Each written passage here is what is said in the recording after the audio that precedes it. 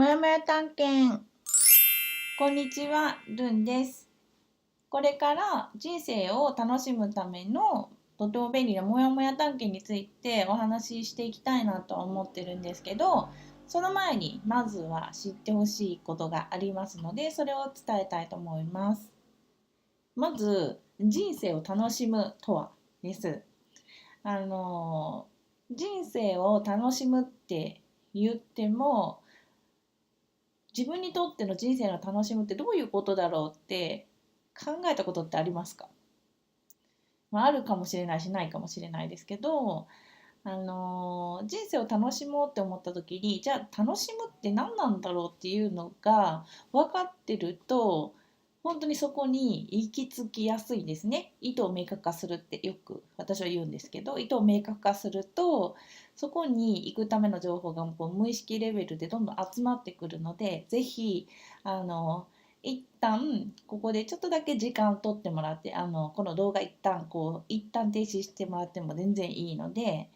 自分にとっての楽しむってどういうことなんだろうで、ちょっと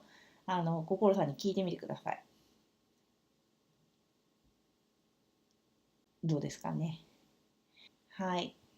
じゃあ、人生を楽しむとはっていうので、答えがいろいろ出てきたと思いますが、まず伝えたいことはね、大事なのは自分がハッピーでいることです。世の中には夢を叶えるための方法とか、自分がハッピーでいるための方法とか、たくさん情報があると思うんですね。例えば心理学とかでもそうですね。心理学っていうのは心がこう楽になるように誰かがって、いろんな人が考えて、それをこうシェアしてくれてますよね。で、あとは成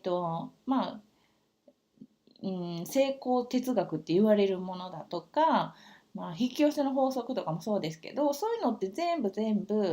誰かが自分がハッピーになったから、それをこうシェアしたいと思ってみんなに方法をシェアしてくれてるものなんですね。で、このモヤモヤ探検っていうのも、これは私にとってすごく、人生を楽しむためにすごく便利やなと思って、でこれをシェアしたいと思ったから、こういうふうに動画とかを撮ってシェアしてるわけなんですけど、たまにこうモヤモヤ探検やり始めて初期の頃とか、これで心の聞き方合ってますか合ってないですかって聞く人がいるんですね。でそれって合ってても合ってなくてもどっちでもいいんですよ。大事なのは心の状態だと思うんですね。でさっき書いてもらったというか、ちょっと一旦時間取ってちょっと考えてみてくださいって言ってた、人生を楽しむって何だと思いますかって聞きましたよね。でそれが例えば、じゃあ世界一周って書いてくれたとするじゃないですか。そしたら世界一周って書いてたとしたら、じゃあそれに対して何を求めてるのかって、じゃあ世界一周していろんな人と出会うのが楽しみなんだっていう人もいるだろうし、世界一周に行ってすんごい豪華なホテルに泊ま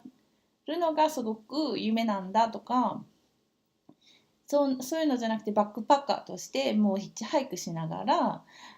どんだけこう少ない金額で行けるかを試したいんだっていう人もいるだろうし、本当に世界一周っていう一つの出来事に対しても人によってこう望んでいることは違うんですね。でその望んでることの裏には、その時の実は心の状態を望んでると思うんですよ。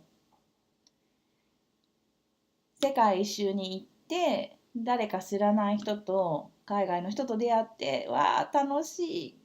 今までこう出会ったようなことがない人にまた出会えて楽しいとか、日本にはない景色を見て感動したいとか、それってやっぱ感動とか嬉しいっていう感情なんですね。でそのことを分かっておくと、結局はその感情を味わわせてくれるための世界一周っていう出来事を望んでるんだって分かれば、その出来事が起こってる時も起こってない時も、じゃあ今世界一周には行ってないけど、